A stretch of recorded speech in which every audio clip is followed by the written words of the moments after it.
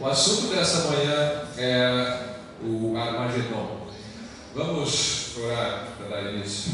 Senhor Deus, eu te agradeço pelo culto que já se iniciou, pelos louvores, pelos testemunhos, pela palavra que ouvimos, Senhor. Eu te peço que o Senhor continue nos abençoando nesse estudo que vamos ter aqui, também nas outras classes, que Teu Espírito nos dirija através da exposição da Tua palavra, Senhor, para conhecermos mais a Tua revelação para a glória do Senhor Jesus Cristo, que em breve virá. Em nome de Jesus. Amém. Armagedon é uma palavra bastante usada, mas não tanto conhecida pelas pessoas. Mesmo os crentes às vezes fazem confusão sobre o que significa Armagedon. Alguns anos atrás houve um filme de Hollywood sobre isso que não tinha nada a ver com Armagedon. Na definição do filme dizia, eu lembro uma cena, se eu não me engano, o presidente dos Estados Unidos declarando, porque viu um meteoro colidir com a Terra, e o presidente fala: a Bíblia chama esse dia de Armagedon, o fim de todas as coisas. Não, Armagedon não é o fim de todas as coisas. Para entender Armagedon, você tem que ler a partir do versículo 12 do Apocalipse 16. Apocalipse 16, versículo 12 em diante. Armagedon não é o fim do mundo. Nós não passamos pelo fim do mundo ainda nas últimas semanas em que mencionamos a doutrina dos últimos tempos. O fim do mundo, eu posso garantir para você, está muito longe, conforme a Bíblia nos mostra. Mais de 1000 anos ainda faltam para o fim do mundo, pelo menos. Então, o que é o Armagedon? Apocalipse 16, versículo 12 em diante diz: Apocalipse 16, 12. Derramou o sexto, esse sexto é o sexto anjo, derramou o sexto a sua taça sobre o grande rio Eufrates, cujas águas secaram, para que se preparasse o caminho dos reis, que vem do lado do nascimento do sol. Então ouvi sair da boca do dragão, da boca da besta e da boca do falso profeta 3 espíritos imundos semelhantes a rãs, porque eles são espíritos de demônios, operadores de sinais, e se dirigem aos reis do mundo inteiro com o fim de ajuntá-los para a peleja do grande dia do Deus Todo-Poderoso. Eis que venho como vem o ladrão. Bem-aventurado aquele que vigia e guarda as suas vestes, para que não ande nu e não se veja a sua vergonha. Então os ajuntaram no lugar que em hebraico se chama Armagedon. Então aqui temos a menção no Apocalipse desse lugar. Então Armagedon é um lugar, não é necessariamente um evento. Existe um evento que vai acontecer nesse lugar, mas é um lugar, e o lugar está marcado ali. Você tem o nome Megido, você não vai ver o nome Armagedon ali. Por que o nome Megido? Tem um ponto ali maior, em azul, escrito Megido, mais para baixo no mapa. Esse é o mapa do norte de Israel. A oeste você tem o mar Mediterrâneo, aqui o mar da Galileia em azul. Então você tem o Megido, um ponto ali. O que é Megido? E o que Megido tem a ver com Armagedon? Armagedon, na verdade, é talvez uma tradução um pouco infeliz do hebraico Har Megido.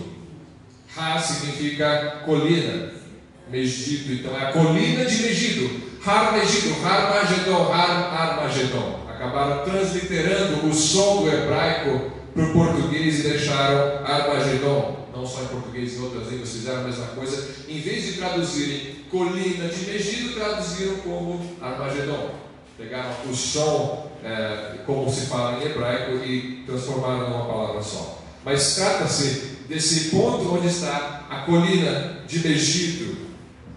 É um monte a 100 quilômetros ao norte de Jerusalém. Então é neste monte, nessa região, não exatamente no monte, mas no vale, ao pé do monte. Esse vale, você pode notar aqui no mapa, está escrito em inglês, mas você vê, está escrito Jezreel Valley. É o Vale de Jezreel. Esse Vale de Jezreel também é conhecido como o Vale do Armagedon, porque ele está ao pé do monte do Armagedon. Então, se você olha aqui esse mapa, você vê algumas estruturas que lembram montanhas. Então, você tem regiões mais altas e regiões mais baixas. A região mais baixa, o Vale do Jezreel, é uma dessas regiões baixas. Este é o vale conhecido também como o Vale do Armagedon. Tem um mapa dele, uma foto dele no próximo slide. Aqui você tem uma vista do Vale de Megido. Então, no centro tem essa região verde com árvores. Você tem aqui a colina de Megido. Não é uma montanha alta, é uma colina. E você tem esse vale enorme, plano. E ao fundo você tem alguns montes. Esse vale se estende por aproximadamente 40 quilômetros na sua região mais extensa. Então, é como se fosse um perfeito campo de batalha. Dizem que Napoleão, quando viu esse vale, falou: eu nunca vi um campo de batalha mais perfeito do que esse. Porque é muito espaço para os exércitos. Conforme eles lutavam antigamente, você tinha milhares e milhares e às vezes centenas de milhares de homens no vale se degladiando até a morte. Às vezes lutavam o dia inteiro. E esse vale é muito conhecido pelas guerras. Foi aqui que Baraque derrotou os cananeus. Em Juízes 4, você vê a história de Baraque, quando Débora o auxilia na vitória sobre os cananeus. Foi aqui que os exércitos cananeus, os seus carros e os seus cavalos se atolaram na lama e os judeus derrotaram eles. Isso em Juízes 4 e também no capítulo 5, versículo 19, você tem ali o nome Megido aparecendo. Foi aqui que Gideão derrotou os midianitas. Juízes 6, 33 e versículo 7 também, você vê. Muitas batalhas foram travadas nesse local. Foi lá que o rei Josias foi morto por uma flecha de um egípcio. Uma batalha que ele não deveria ter saído contra os exércitos do Egito, não era uma guerra dele. Ele acabou se intrometendo numa guerra entre outros dois reis. Ele foi morto nesse vale. Uma flecha egípcia o matou. Isso está em 2 Crônicas 35, 20 a 24. Aqui também dizem que o rei Saul acabou morrendo. Ele se matou, na verdade, né? Uma batalha. Então, mais de 200 batalhas foram travadas nesse local, daquilo que nós temos registro na história. Não todas estão relatadas na Bíblia, mas entre os povos. Esse aqui é o perfeito campo de batalha do Oriente Médio. E é lá, então, que você tem essa menção de exércitos que estão se reunindo no dia final, na batalha final, no Armagedon. E quando eu digo batalha final, não quer dizer que seja a última que nós temos registro na Bíblia, mas é a última, vamos colocar assim, antes da segunda vinda de Cristo. Antes da segunda vinda de Cristo. Existe mais uma. É uma guerra mundial, você pode colocar assim. Nós tivemos 2 guerras mundiais, pelo menos 2 chamadas assim. Houve muitas guerras no passado que envolveram muitas nações. Historicamente, conhecemos como 2 guerras do século XX, como sendo 2 guerras mundiais. A primeira de 1914 a 1918, a segunda de 1939 a 1945, terminada com 2 bombas no Japão, nucleares. E o homem sonha em não ter uma terceira guerra mundial.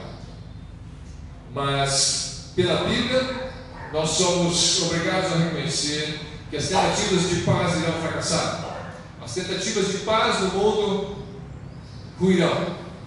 O homem não vai conseguir estabelecer a sua paz no mundo, porque o homem busca a paz sem Deus. E sem Deus não é possível haver paz.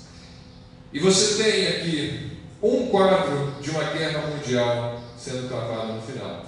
Jesus fala de muitas guerras, de nações se levantando contra nações nos últimos tempos, como sinais dos últimos tempos.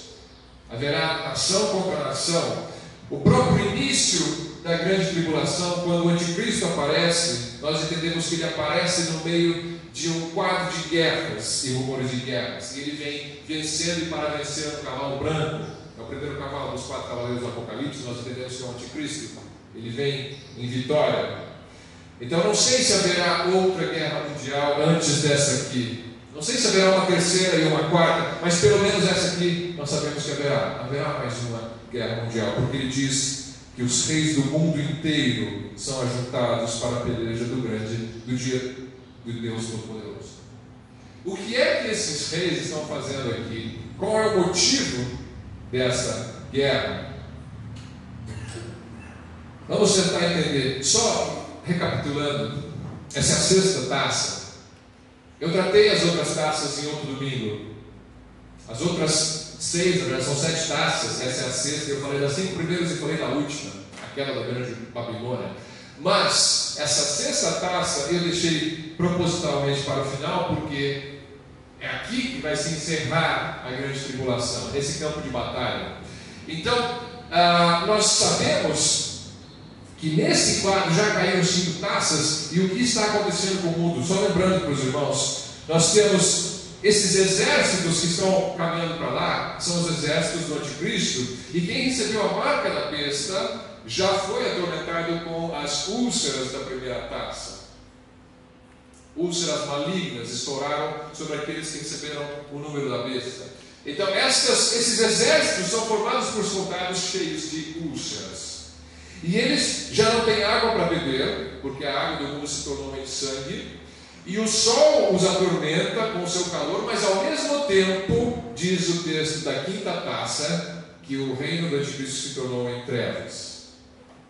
Então, eu não sei se essas trevas são de fato escuridão, porque o sol, apesar de quente, talvez a sua luz não penetre na atmosfera por causa de algum bloqueio na atmosfera, alguma poluição, alguma coisa, ou então se são trevas espirituais. O texto não explicita isso, mas de fato diz a quinta taça, no versículo 10, diz que o trono da besta e o seu reino se tornaram em trevas.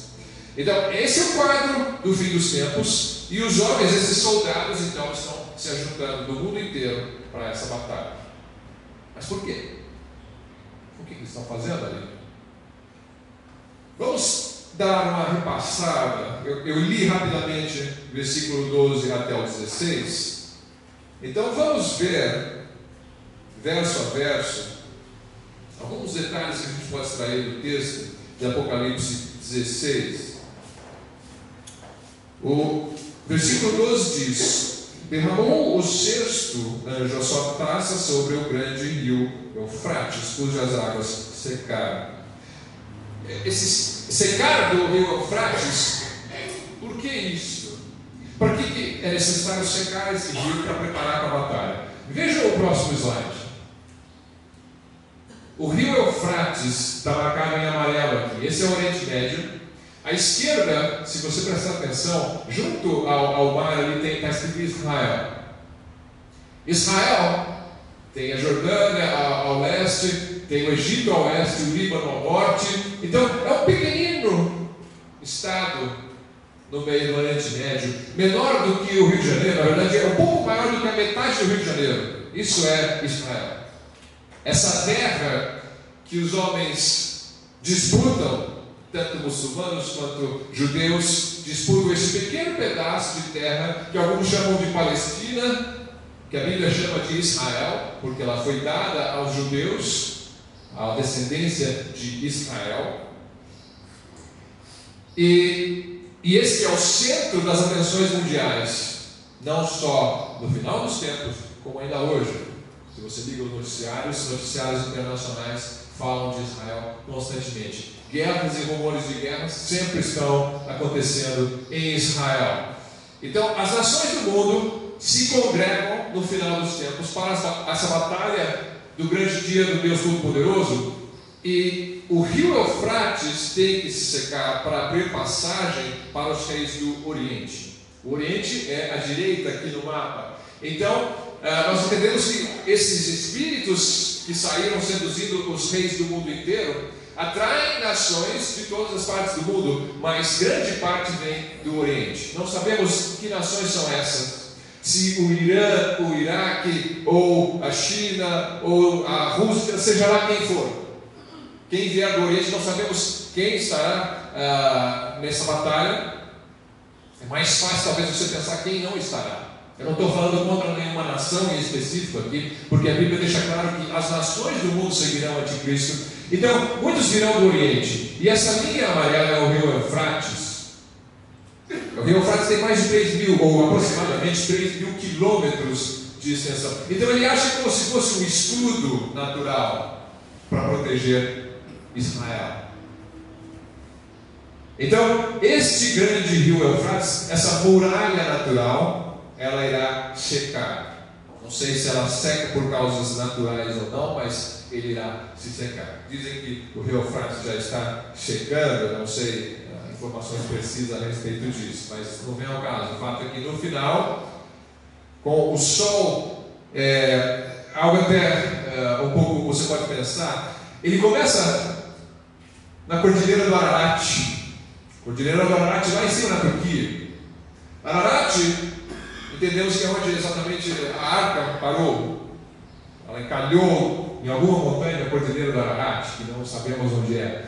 Mas é ali que nasce o rio Eufrates. E ele vai até o rio Tigre. Essa linha amarela ali, ela não termina no mar, ela termina no rio Tigre, e o rio Tigre vai para o mar. Então o Tigre e o Eufrates, dois rios importantes na história do mundo, dois rios importantes na Bíblia, porque o que aconteceu de importante no início nessa região?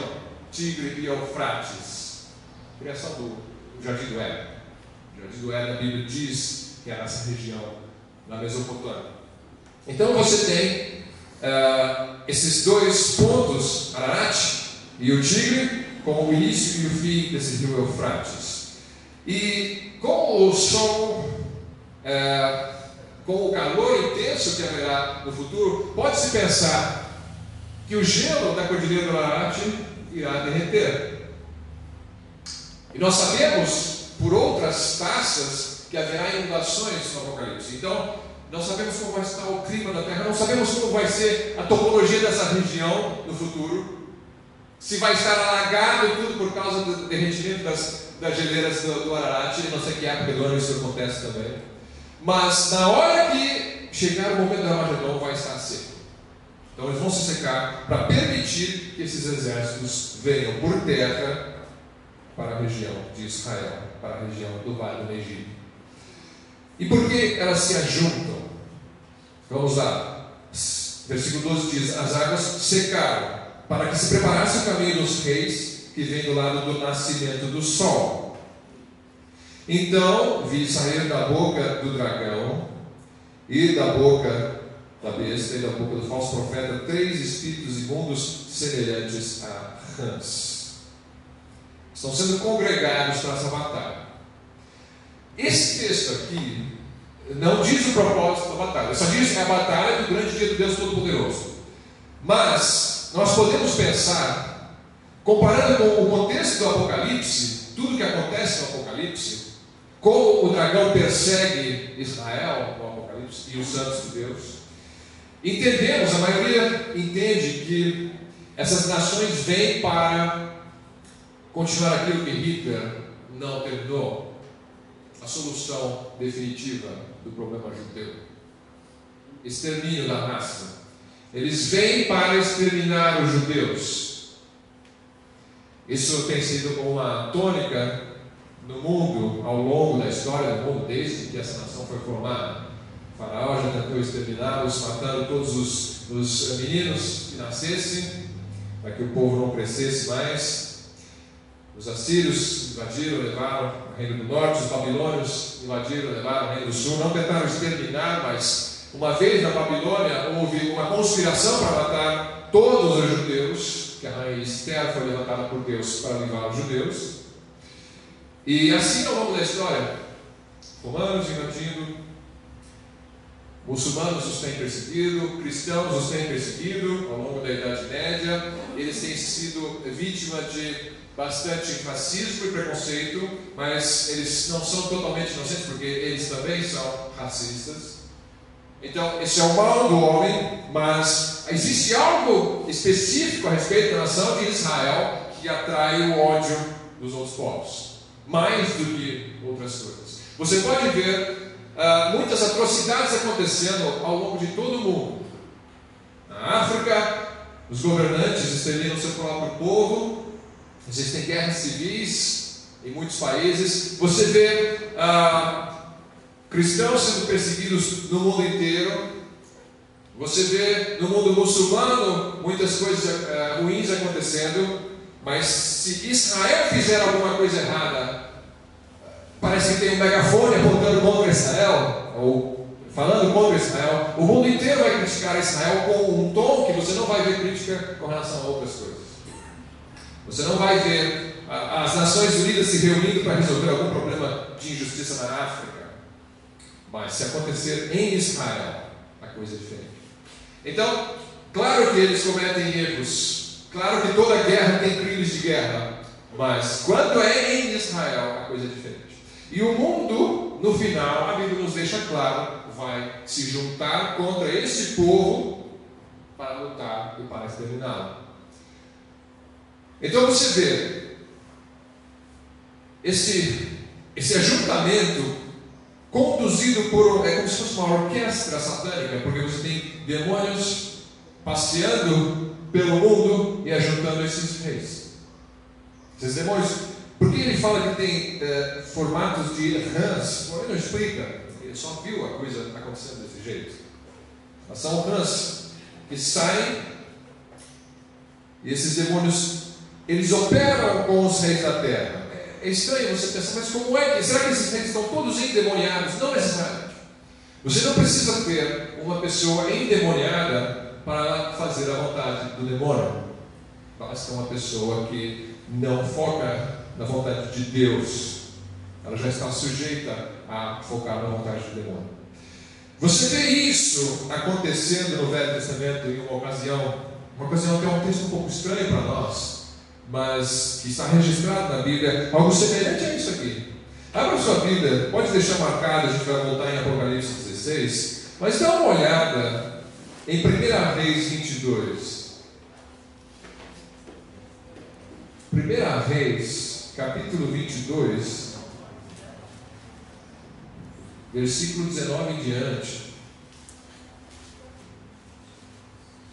Micaías prosseguiu: ouve, pois, a palavra do Senhor. Viu o Senhor assentado no seu trono, e todo o exército do céu estava junto a ele, à sua direita e à sua esquerda. Então, Micaías, o profeta do Senhor, ele teve uma visão dos céus, e ele está declarando o que ele viu. Então, o Senhor assentado no seu trono, versículo 20, perguntou ao Senhor: quem enganará a Acabe para que suba e caia em Ramote-Gileade, ou seja, suba a batalha e seja derrotado? Quem vai enganar Acabe para seduzi-lo, para convencê-lo a ir para essa batalha onde ele vai ser derrotado? E lá no céu, um dizia desta maneira e outro de outra. Então saiu um espírito e se apresentou diante do Senhor e disse: eu o enganarei. Perguntou-lhe o Senhor: com que? Respondeu ele: sairei e serei espírito mentiroso na boca de todos os seus profetas. E disse o Senhor: tu o enganarás e ainda prevalecerás. Sai e faze-o assim. Eis que o Senhor pôs o espírito mentiroso na boca de todos esses teus profetas, e o Senhor falou o que é mal contra ti. Porque nessa altura os profetas já haviam falado com Acabe, dizendo para ele: vai que você vai ganhar essa guerra.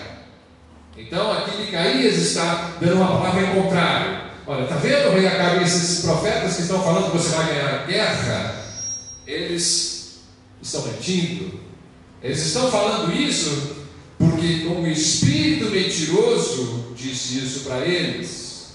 Então Acabe não necessariamente estava endemoniado quando ele foi para a batalha, porque ele não ouviu Micaías, ele deu ouvido aos falsos profetas, ele foi para essa batalha e ele morreu. Então ele não estava endemoniado. Só que um demônio falou por meio de falsos profetas a palavra que Acabe queria ouvir, porque o coração de Acabe era duro. Acabe não temia a Deus, ele era idólatra. Então ele vai para a guerra e morre.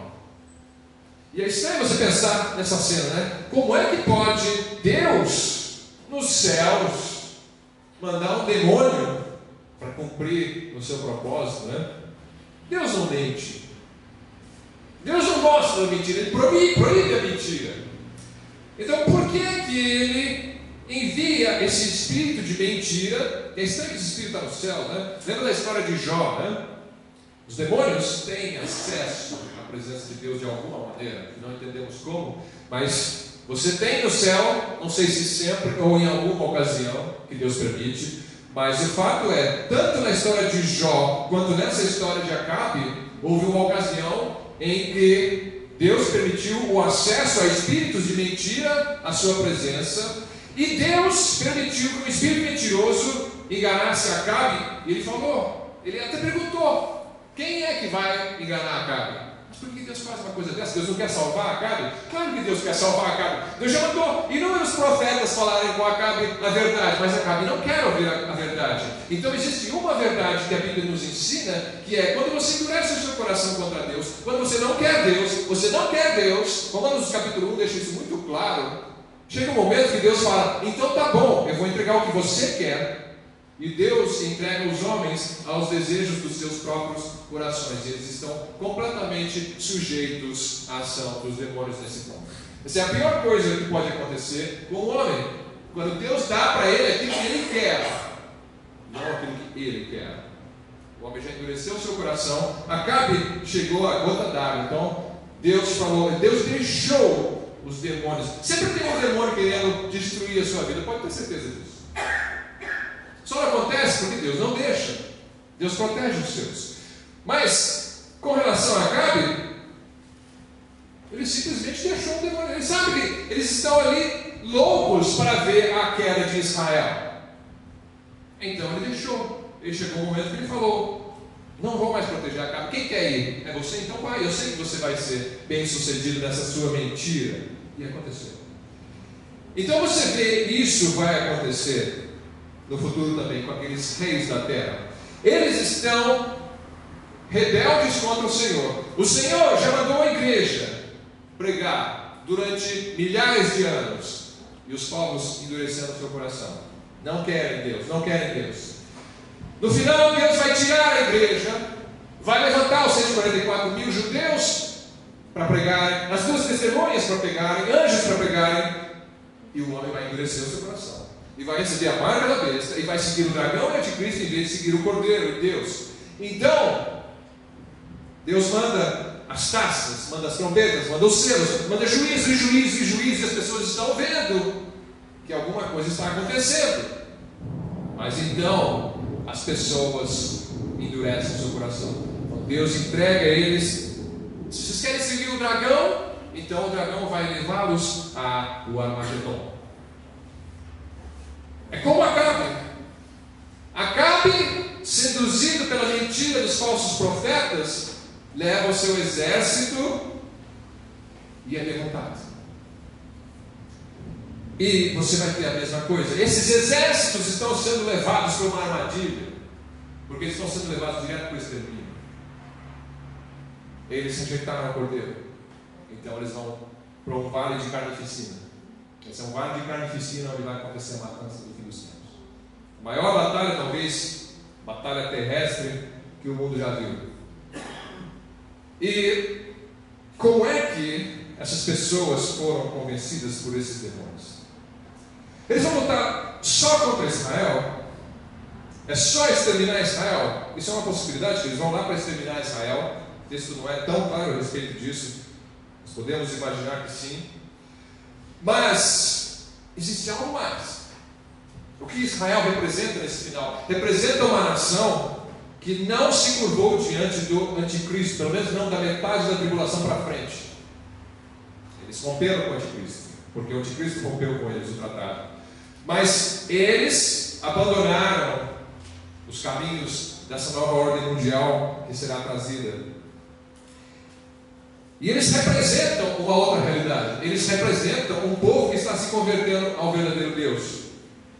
E nessa época, você vê em Apocalipse 17, abra sua Bíblia em Apocalipse 17, versículo 13. Nós estávamos no capítulo 16. O capítulo 17 também fala desse Armagedon.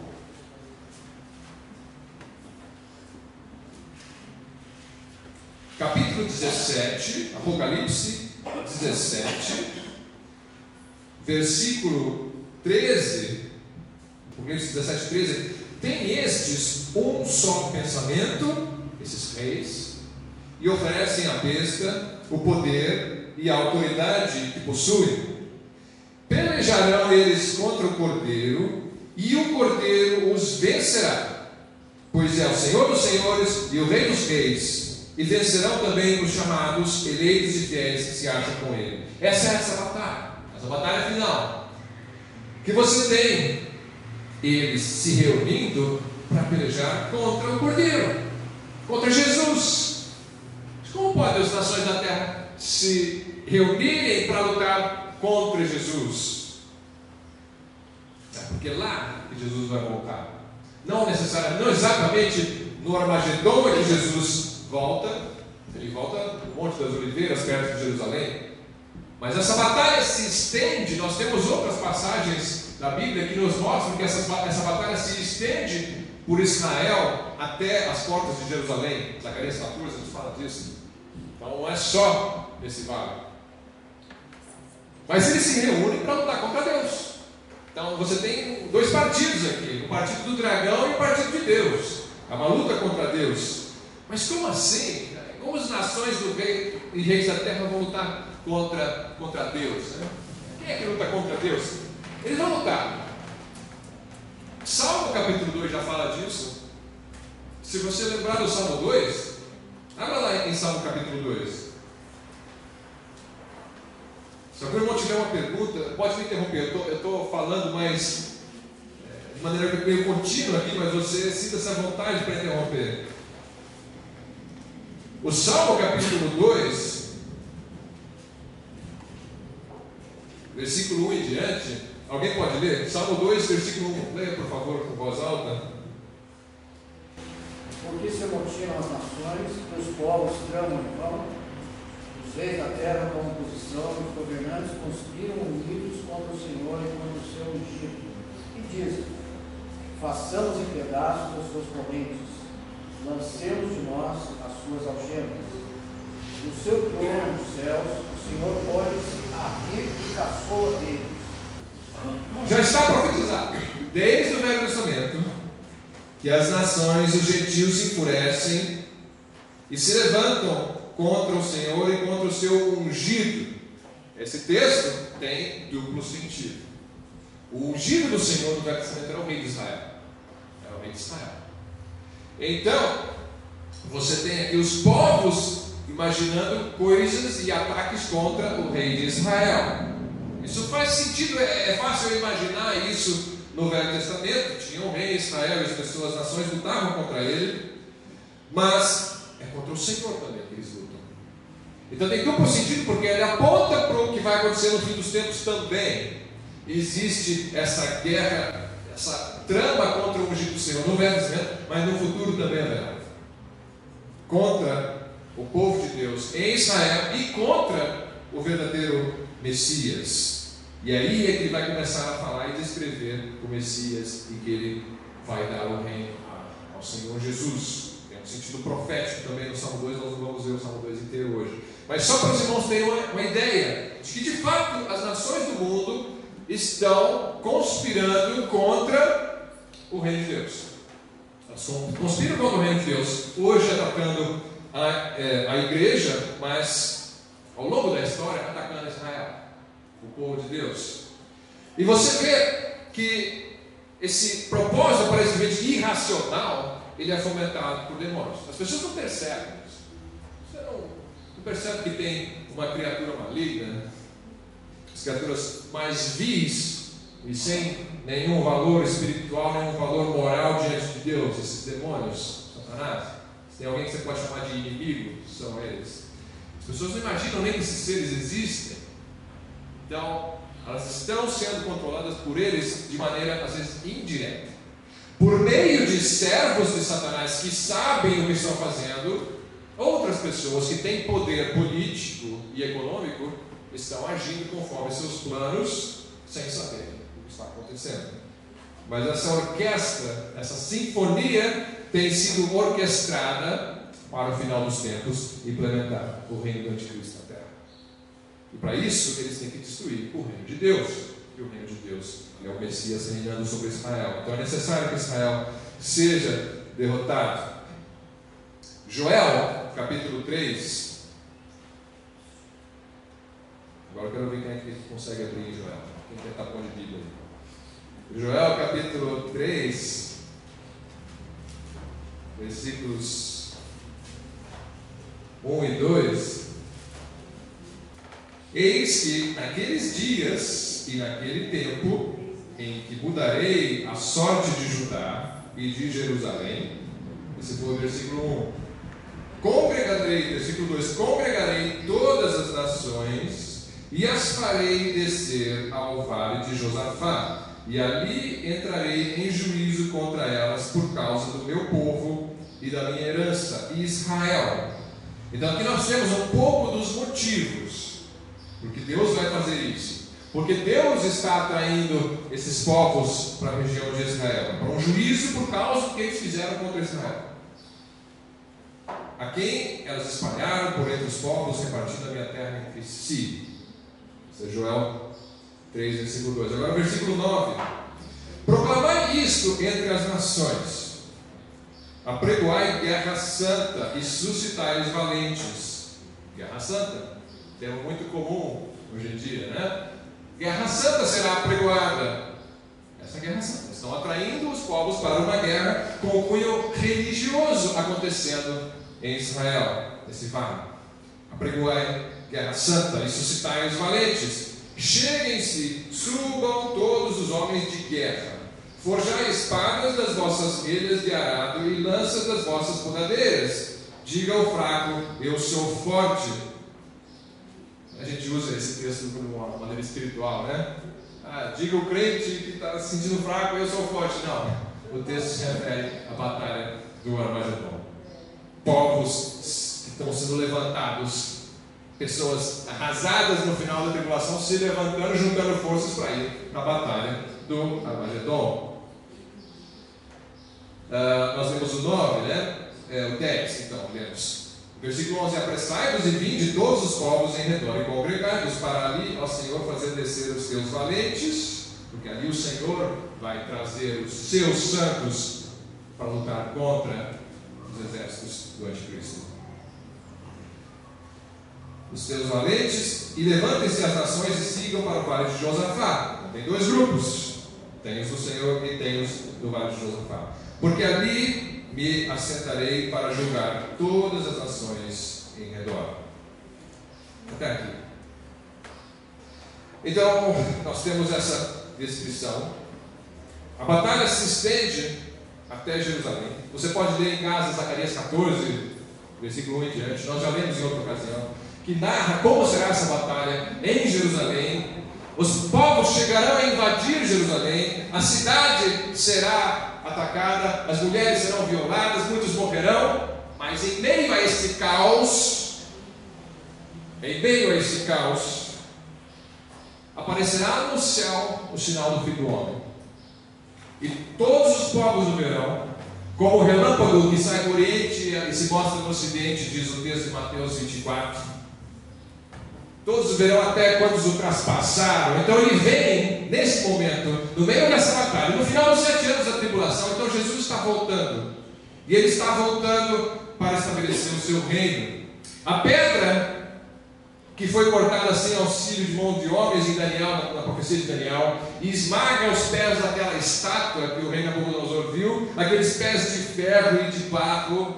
E essa estátua, que são os impérios humanos, ela cai e é feita em pedaços. E a pedra, que é Jesus, que está voltando, ela vem e estabelece o seu reino, e o seu reino não terá fim. Então isso acontece nesse momento.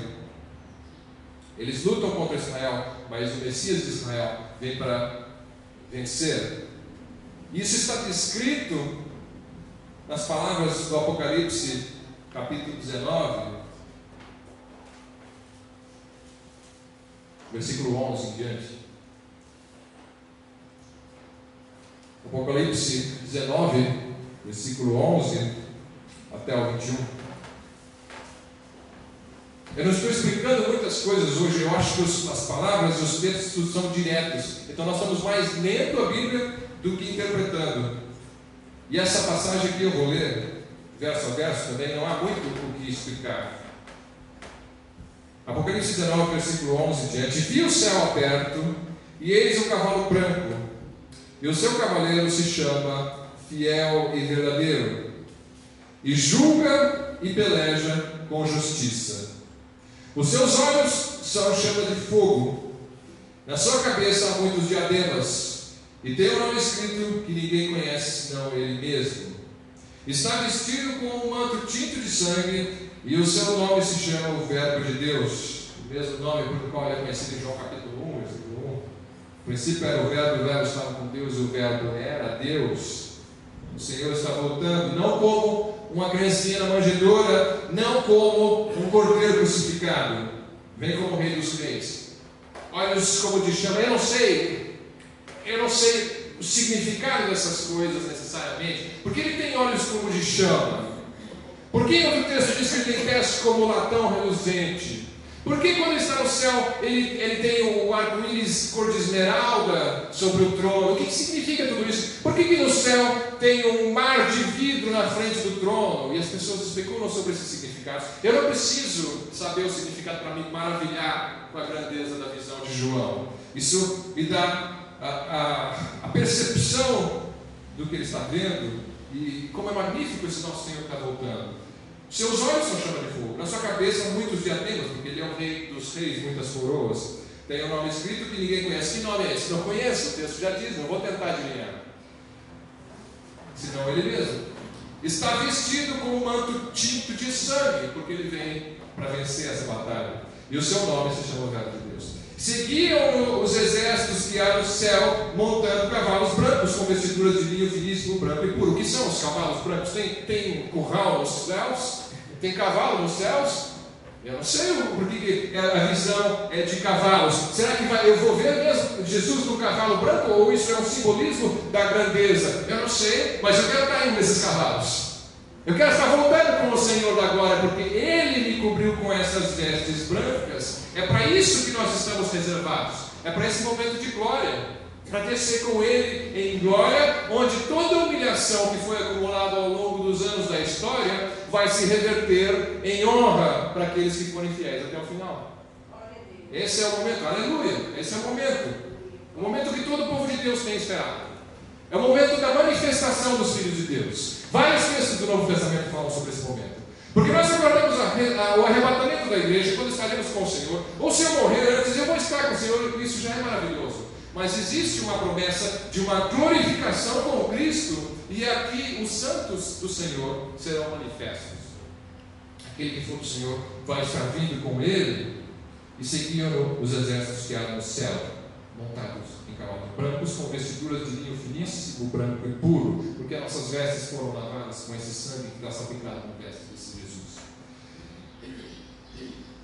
E sai, versículo 15, da sua boca uma espada afiada, para com ela ferir as nações, e ele mesmo as regerá com um cetro de ferro. Aquela montanha que se forma, o reino de Deus sendo montado na terra, para a ferização, e com ela mesmo regerá com cetro de ferro, e pessoalmente pisa o lagar do vinho do furor da ira do Deus Todo-Poderoso. Tem no seu manto e na sua coxa o nome escrito: Rei dos Reis e Senhor dos Senhores. E aí ele vai descrever o que acontece nessa batalha. Ele vai chamar as aves dos céus, os abutres carniceiros, para comerem a carne de reis e soldados que vão morrer nessa batalha. Sobre o anticristo, ele menciona no versículo 19: e vi a besta e os reis da terra com os seus exércitos congregados para pelejarem contra aquele que estava montado no cavalo e contra o seu exército. Como eu falei, eles vêm contra Israel, mas eles se voltam contra Jesus. Eles têm essa audácia de lutar contra o Rei dos Reis nesse dia final. Mas a besta foi aprisionada, e com ela o falso profeta, que com os sinais feitos diante dela seduziu aqueles que receberam a marca da besta e eram os adoradores da sua imagem. Como é que reis da terra e soldados podem ser seduzidos e acreditar que eles podem lutar contra Deus? É porque haverá um falso profeta fazendo milagres na frente deles, para convencê-los de que eles podem vencer essa guerra. Eles vão pensar que eles podem, porque quem é semelhante ao dragão, quem é semelhante à besta e ao falso profeta, eles vão pensar. Eles vão ver quem é maior, quem é muito maior. Então, Cristo irá aprisioná-los. Versículo 20, mas a besta foi aprisionada. Os dois foram lançados vivos dentro do lago de fogo que arde como enxofre. Os restantes foram mortos com a espada que saía da boca daquele que estava montado no cavalo. A palavra de Deus. Basta uma palavra e todos serão mortos. E todas as aves se fardaram das suas carnes. Então, esses são os dois primeiros habitantes do lago de fogo. A besta e o falso profeta. O anticristo, o governante político, e o falso profeta, o governante religioso que ministra a adoração ao anticristo. Eles são os dois primeiros, porque nós sabemos que quem morre hoje sem Cristo, sem a salvação, não vai para o lago de fogo direto, eles vão para o lugar de tormentos, aguardar o juízo final, que nós vamos falar em outra ocasião. Nós estávamos falando dos juízos, eu falei na semana passada sobre o juízo das obras dos crentes. Temos muitos outros juízos. Alguns deles acontecem aqui. Ao final da tribulação, você tem juízos sendo pronunciados. Mas eu queria fazer uma pausa aqui. E eu vou encerrar um pouco mais cedo hoje. Vou só comentar, porque eu tenho muito para falar ainda, mas é sobre esses juízos. E eu gostaria de separar um domingo só para falar sobre esses juízos, com cuidado, senão os irmãos vão se dispersar e vão cansar. Então, eu gostaria que vocês ficassem com esse quadro do Armagedon. E eu queria só um comentário sobre como é possível que esses reis sejam tão cegos de não enxergarem o que está claramente descrito nas Escrituras, nessa época do futuro, e seguirem a besta. Então, tem uma mensagem pregada pelo pastor John MacArthur, em que ele faz um comentário interessante, e eu vou reproduzir, eu não sei se tem isso em português, legendado na internet, mas é mais ou menos isso que ele diz. Ele usa fontes do Corão e da Sunna, livros sagrados dos muçulmanos. Então, todo esse conteúdo que eu vou descrever aqui é extraído diretamente de escritos islâmicos, sabe? Na religião dos muçulmanos. Eles dizem, bom, eles falam muito de Jesus. O islamismo fala de Jesus, eles acreditam em Jesus, mas não confunda as coisas. O Jesus do cristianismo não é Jesus do islamismo. Jesus, para o muçulmano, ele não é Deus. Ele veio, não como Deus, mas como homem, e ele não morreu, portanto não ressuscitou, e portanto também não expiou pelos nossos pecados. O seu sangue não expia pelos nossos pecados. Você expia pelos seus pecados com suas obras. Mas ele não morreu. Ele foi levado aos céus como Elias, como Enoque, levado vivo aos céus. Então ele é um homem de Deus, mas não é o filho de Deus. Alá, o Deus muçulmano, vai mandar Jesus de volta um dia. Para quê? Para corrigir os cristãos que não entenderam quem ele de fato é. Ele vai voltar um dia e vai explicar a coisa. Olha, vocês que me adoravam como se eu fosse Deus, isso está errado. Eu vou mostrar para vocês a quem vocês devem adorar. E, a propósito, ele vai se casar, vai ter filhos, depois ele vai morrer e vai ser enterrado ao lado de Maomé. Isso é o que eles profetizam. Eles têm a escatologia deles também. Quais são os sinais do fim dos tempos para os muçulmanos? Não existe um padrão único de interpretação dos muçulmanos a respeito da escatologia. Eles têm diferentes formas de pensamento, assim como os cristãos também têm. Eu estou apresentando para vocês uma visão literalista dos eventos do fim do mundo. Os muçulmanos também têm divergências, mas muitos ensinam o seguinte: são 3 sinais do fim dos tempos. O primeiro sinal é a vinda do Mahdi. Quem é o Mahdi? Esse é o Messias que eles estão esperando. Ele vem para matar quem não adorar a Allah e estabelecer o reino mundial do Islã, com um exército enorme. Então ele vem vencendo, e para vencer, em meio a guerras, ele consegue estabelecer o seu reino. Ele vai vencer Israel, vai matar muitos judeus e vai estabelecer o seu governo onde? No monte do templo em Jerusalém. É ali que ele vai governar. Ele trará chuva e prosperidade e será amado pelo mundo inteiro. E ele fará um tratado de paz com os judeus e o Ocidente por 7 anos. Lembra das 70 semanas de Daniel? O tratado que o anticristo vai fazer com Israel de 7 anos. Ele vai fazer um tratado com Israel por 7 anos. E ele virá em um cavalo branco. Eu mencionei, o primeiro dos 4 cavalos do Apocalipse, cavalo branco, é o cavalo do anticristo. O Mahdi vem num cavalo branco. Então essas são as características do Messias muçulmano. O segundo sinal do fim dos tempos, segundo os muçulmanos, Jesus voltará. Não só o Mahdi, ele não é Jesus. Jesus voltará. Qual é o papel de Jesus? Já falei, ele vai corrigir os falsos ensinos dos cristãos e ele vai auxiliar o Mahdi e ele vai reconhecer o Mahdi como seu Senhor e ele irá adorar Allah. E ele levará os cristãos a reconhecerem os seus erros. Ele é o profeta do Mahdi. Ele é o falso profeta da Bíblia. O Mahdi é o anticristo.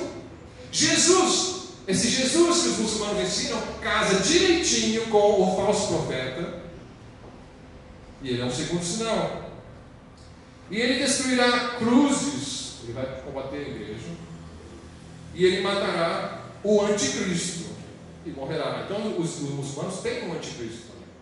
Quem é o anticristo muçulmano? Eu falei quem eles dizem que é Jesus. É esse falso profeta. É o profeta do Mahdi. E esse profeta, segundo eles, vai lutar contra o anticristo. Mas quem é o anticristo dos muçulmanos? Terceiro sinal, o anticristo virá. Os 3 sinais: o Mahdi, Jesus e o anticristo. O anticristo, eles chamam de Dajjal. Ele vem à terra em uma mula e ele é cego de um olho. Ele faz falsos milagres e ele diz que é Jesus. Para os muçulmanos, o anticristo diz que é Jesus. Ele é o falso Cristo. E ele diz que é o Filho de Deus. Entendam, para o muçulmano, o verdadeiro Jesus não é o Filho de Deus. É o anticristo que se diz Filho de Deus. Então, quem é o anticristo muçulmano? É o nosso Cristo. É o nosso Jesus.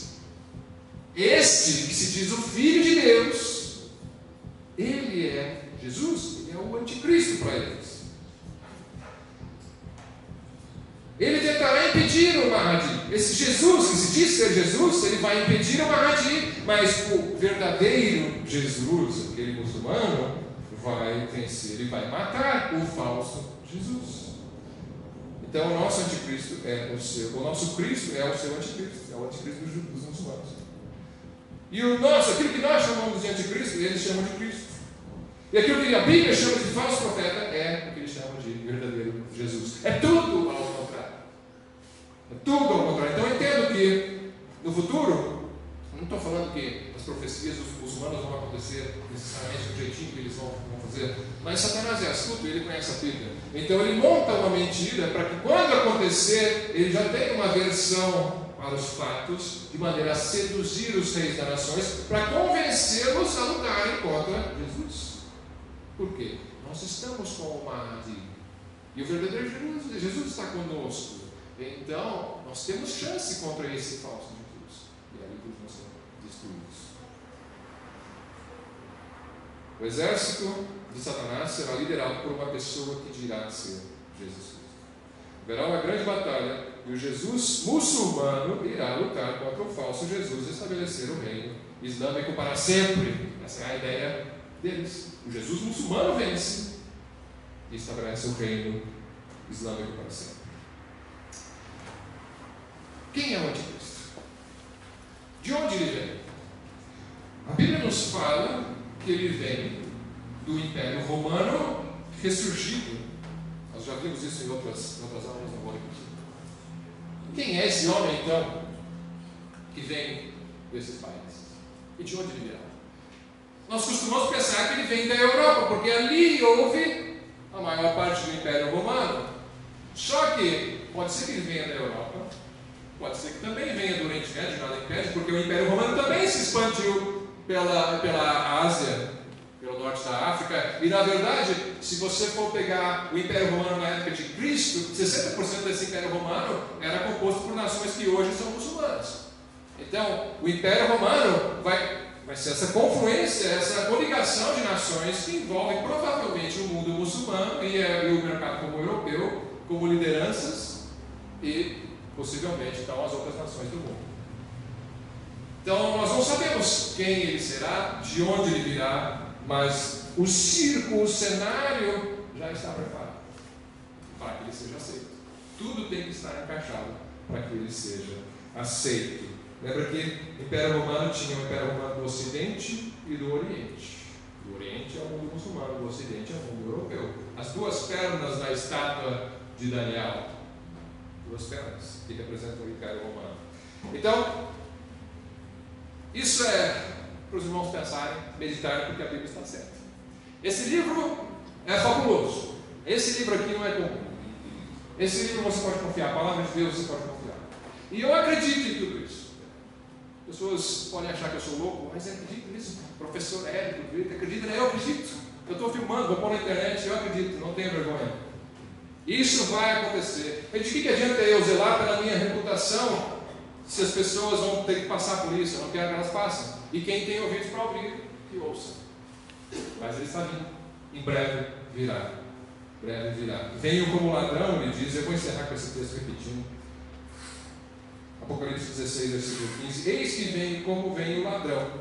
Bem-aventurado aquele que vigia e guarda as suas vestes, para que não adilua e não se veja a sua vergonha. Vamos lá. Senhor Deus, nós mais uma vez louvamos ao Senhor pela grandeza da Tua Palavra, que em primeiro lugar, acima de tudo, ela nos revela muito claramente a grandeza do Teu Filho Jesus, que está vindo em breve, com essa descrição assombrosa do Apocalipse 19, e queremos estar ao lado do Senhor nesse dia. Que ninguém dos que estão aqui presentes, Deus, fique de fora desse grupo dos santos que vem com vestes brancas, com cavalos brancos, ao lado do Senhor, vencendo e para vencer e inaugurar o Teu reino aqui na terra, Senhor. Ajuda-nos a vivermos debaixo dessa realidade. Essa fé esteja em nossos corações por toda a nossa vida, aguardando o grande dia da vinda do Senhor. Em nome de Jesus.